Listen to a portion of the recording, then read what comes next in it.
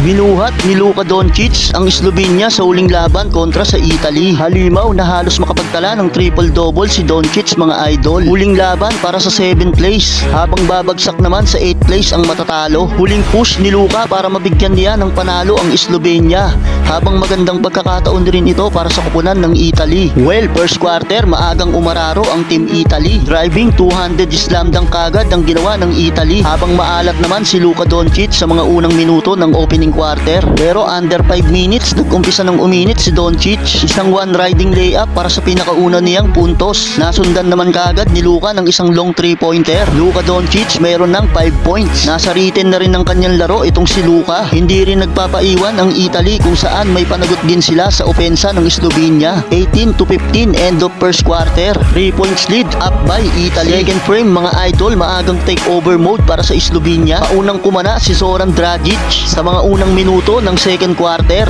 Maganda ang naging run ng Slovenia, dahilan para makuha na nila ang kalamangan. Under 6 minutes biglang nagkaroon ng bahagyang run ang Team Italy. At nabawi nga nila ang kalamangan 34-31. Luka Doncic, gandang inbound pass at easy 2 points na yan mga idol. Baba na lang sa 1 point ang lamang ng Italy. Isang wing 3-pointer pa ang binitawan ni Luka. All around ang ginaganapan ni Doncic sa quarter na ito with passing and scoring mga idol. Kaya nagtapos ang first half, up by 1 ang Slovenia, 42-41. Sa third quarter, iniumpisahan ng pasukin ni Doncic ang shaded area. 2 straight riding layup for Luka Doncic. 7-2 nating run ang ginawa ng Team Slovenia dito mga idol. Agad namang sumagot ang Team Italy at isang tres ang binitawan ni Fontecchio. Pero talagang nagiinit na itong si Luka. Isang step back jumper pa ang naipangsagot ni Luka. Under 7 minutes, angat na sa double digits ang lamang ng Slovenia sa Italy. Patuloy pa rin namang gumagawa ang Italy at big block shot pa ang inabot ni Luka Doncic sa isang player ng Italy. Natawagan pa ng technical foul si Doncic matapos itong magreklamo sa referee mga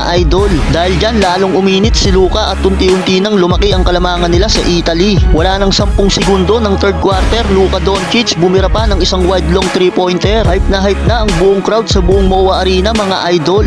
Nakaganti naman ang Team Italy ng isang buzzer 3 bago magtapos ang third quarter, 70-60. Lamang na ng 10 points ang Team Slovenia. Fourth quarter, sinusubukang i-take advantage ng Team Italy ang Slovenia. Sa gasa mode na si Fontecchio, one riding dunk, may kasama pang foul. Dahil dyan mga idol ay 5 na lang ang lamang ng Slovenia. Pero sadyang mainit na ang mga kamay ni Luka Doncic. Isang long 3-pointer na naman ang binitawan ni Luka. Angat na naman sa 8 ang lamang ng Slovenia. Under 4 minutes nang maitabla pa ng Italy sa 76 ang talaan. Matapos niyan ay naging palitan na ng basket ang naging tema ng magkabilaang kupunan. Under 1 minute remaining mga idol ay nakalamang pa ang Italy. Pero wala nang isang minuto, isang wide 3-pointer ang binitawan ng isang player ng Slovenia bilang panapos sa laban.